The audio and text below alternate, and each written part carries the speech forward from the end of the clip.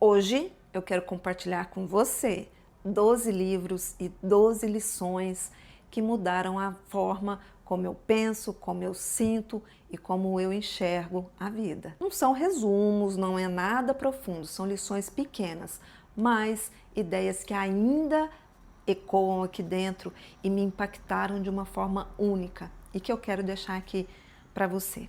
E se você está aqui comigo, respira, pega papel e caneta, porque esse vídeo pode virar uma chavinha aí, ser um mapa interno para você, para que o seu novo ano seja feito de uma outra forma, com lições profundas e trazer isso para o seu caminho em 2026. Vamos começar? Livro 1, Crime e Castigo, de Dostoiévski. Aqui eu aprendi uma verdade incômoda e profunda. O crime começa muito antes do ato.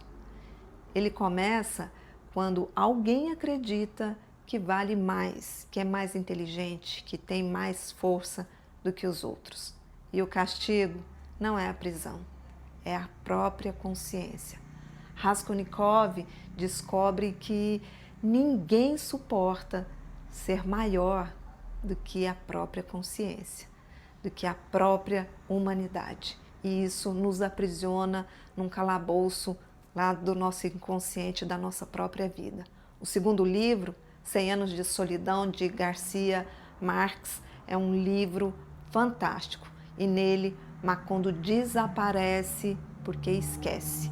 Esse romance, ele me ensinou que o contrário de solidão não é companhia, é memória compartilhada, e isso é tão lindo, tão profundo. Sem memória, um povo morre. Sem memória, o indivíduo também morre. Sem memória, a gente não existe. O terceiro livro é A Dama das Camélias, de Alexandre Dumas Filho. Um livro lindo, um romance fantástico. E esse livro diz algo que dói. O amor não morre pela doença, ele morre pela sociedade. O julgamento destrói mais, muito mais, do que a tuberculose e qualquer outra doença. Ele mostra como as expectativas sociais esmagam vidas. Isso chega muito em consultório, viu? E a gente acaba sucumbindo silenciosamente. O quarto livro, famoso Dom Casmurro, de Machado de Assis. Tem vídeo aqui no canal sobre ele, tá? Esse livro, ele me ensinou uma coisa brutal. Não existe verdade, existe aversão. Bentinho controla a narrativa e controla o leitor. A pergunta real não é se Capitou traiu ou não traiu. A pergunta é: quem decide o que é real? É quem está contando? É quem está lendo? E aqui a gente tem várias versões para uma mesma história. O quinto livro é Sapiens, de Yuval Harari. Esse livro remexeu o meu mundo aqui e as minhas crenças, porque nele eu vi que humanidade não é força física, é história coletiva, é construção em comunidade. País, religião, empresa, dinheiro, tudo é um acordo mental construído em coletividade. O livro pergunta pra gente de uma forma bem espertinha: quem é que está escrevendo a história que você vive? Qual é o seu papel nela? E o que você está escrevendo nessa história? O sexto livro, amo, Factfulness, de Hans Rosling. Nesse livro eu aprendi algo fantástico. Pessimismo não é lucidez, é distorção cognitiva. O mundo está melhorando, mas isso não aparece no jornal. Esse livro, ele me fez questionar e me ensinou que eu preciso estar atenta, muito atenta às manchetes, às notícias, ao que eu vejo, e que eu preciso confiar mais nos dados e no que a gente tem aí comprovado. O sétimo livro, Transurfing, de Vadim Zeland. Ele tem um ar místico, ele não é bem visto na academia. Muita gente lê como um certo misticismo e até um olhar torto, mas existe uma lógica ali e eu trago para a vida. Padrão cria probabilidades. Você não muda a vida só desejando, você muda fazendo e fazendo repetidamente. Esse livro me fez olhar para o hábito como destino. Qual tem sido o seu hábito? É ele que está mostrando o seu caminho e aonde você vai chegar. O 8º é Super Cérebro, de Chopra e Tanzi. Esse livro traz uma chave poderosa e muitos de nós nem percebem.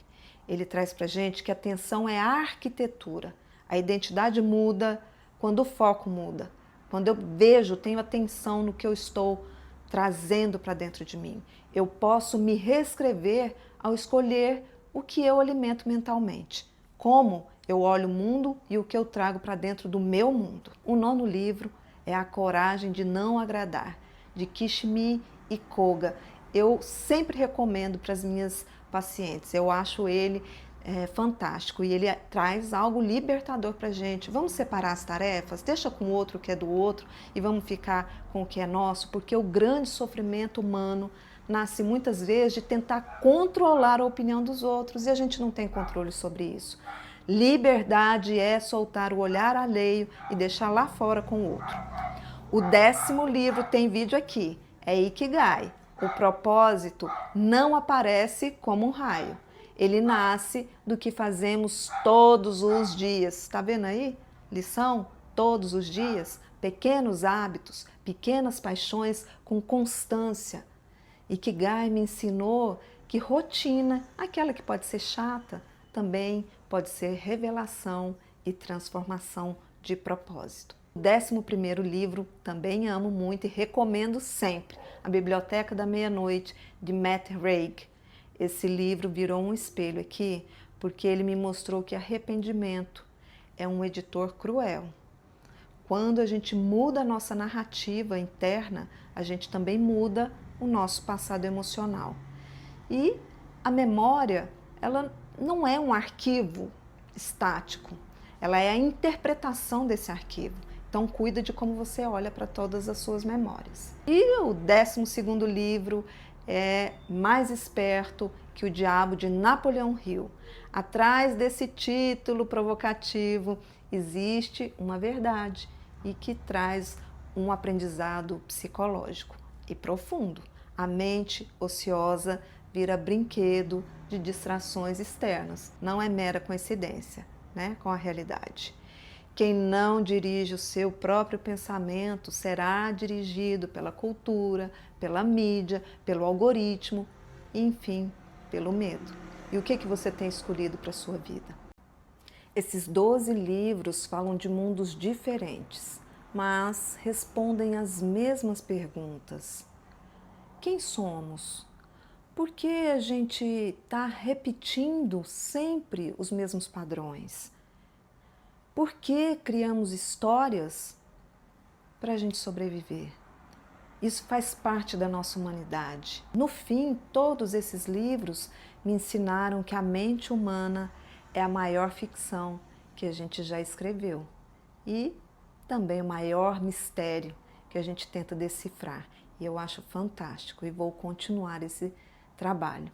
Essas lições e essas mensagens, elas ecoam, reverberam aqui na minha vida, no meu trabalho, no meu dia a dia. E eu trago aqui um pouquinho para compartilhar com você. A grande mensagem mesmo que fica para mim é que ser humano não é ser perfeito, não é ter as melhores respostas, mas é assumirmos essa humanidade. E ao assumirmos, que a gente possa agir para fazer a vida valer a pena. As grandes transformações vêm das pequenas ações. E são as pequenas ações repetidas incansavelmente. Por isso, eu deixo aqui uma sugestão. Escolha uma ação que pode transformar o seu novo ano e faça, faça, faça, faça e faça de novo. E se você quiser continuar essa jornada, essa caminhada aqui comigo, num mínimo movimento viável por vez, se inscreve aqui, fica aqui comigo, se inscreve no canal que toda semana eu trago psicologia, literatura, neurociência, compartilho experiências para que a gente possa transformar a nossa vida numa linguagem viva, numa memória que possa transformar o nosso futuro.